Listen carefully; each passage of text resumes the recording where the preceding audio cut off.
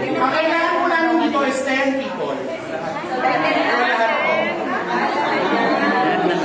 Isang straw lang po. At isang tao, isang straw lang po ang gagamitin. So kailangan po natin ang bola hanggang sa lumabas po sa ating chicken wire. Ang unang po maka-extra po lahat ng bola, pwede na po silang mag-proceed sa next station. Po? Bawal po. Ano ba pag nanoon ba yung chicken wire? Itayo lang po kung ano pa yung natitirang bola sa loob, ibalik lang. Yung chicken wire po bawal. Siguro lang po talaga.